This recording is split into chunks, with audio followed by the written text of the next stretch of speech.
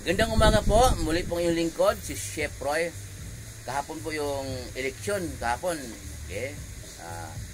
Congrats po sa lahat ng nananalo, mayor, gobernador, congressman, ayan, vice mayor, o hanggang sa senador po.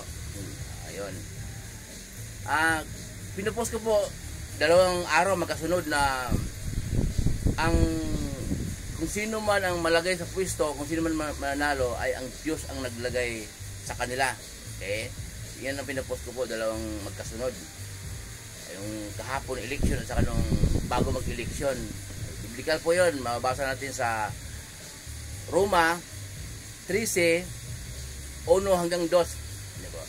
Sa Old Testament po, kahit na panahon ng mga propeta, may nilalagay din ng Diyos na naglagay ang Diyos ng hari.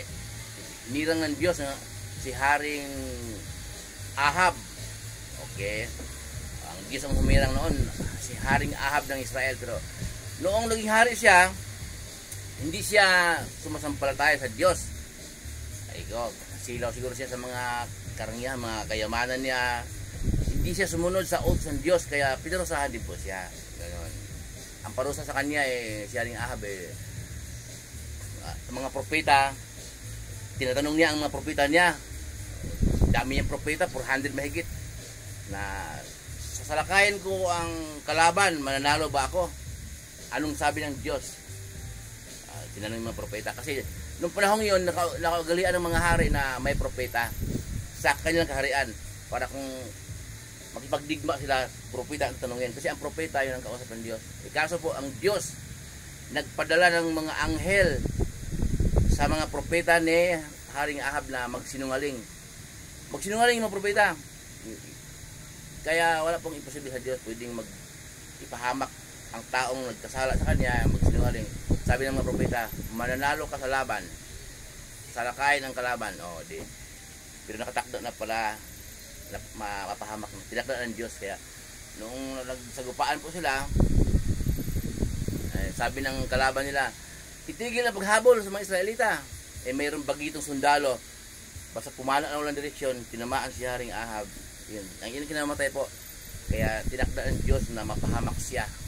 Parasahan din talaga ng Diyos kahit na nilagay sa pwesto. Kaya huwag po din mag-alala kung mga nilagay sa pwesto na yan, mayor o hanggang sa pinakamataas, kung siya maglukuman, masilaw sa salapi at masilaw sa kanyang kapangyarihan, abusuhin niya, ang Diyos po ang bahalang magparusa sa kanya.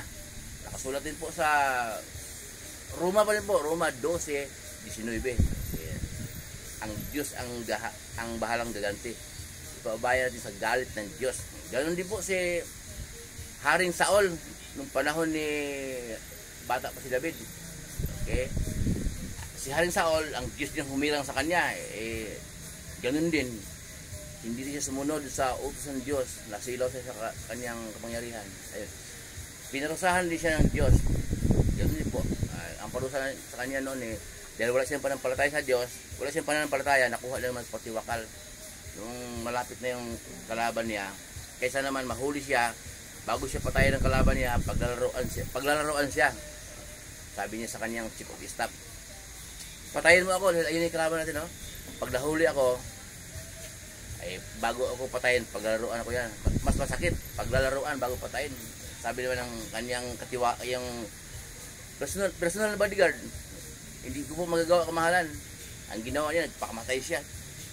Pinatay niya ang kanyang sarili. Nakita ng kanyang personal bodyguard na patay ng si Haring Saul, yung boss niya patay, nagpakamatay na rin. Kaya yung parusa din po yun. Wala siyang pananampalataya, kaya nagawa niyang magpakamatay.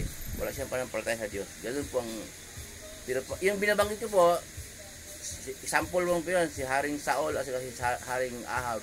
Parihong ang Diyos ang humirang at parihong pinarusahan ng Diyos bandang huli. Ganon din po sa panahon natin ngayon. Yung mga nahalal, yung nanalo sa eleksyon, ang Diyos ang naglagay sa kanila dyan. Pero pag nagkasala sila sa Diyos, ang Diyos din po ang bahalang magparusa sa kanila. Muli po yung lingkod, si Chef Roy. Pagpalain po tayong lahat. Mabuhay po tayo. Manalangin po bago tayo umalis. Sasamahan tayo ng Diyos. Magandang umaga po muli.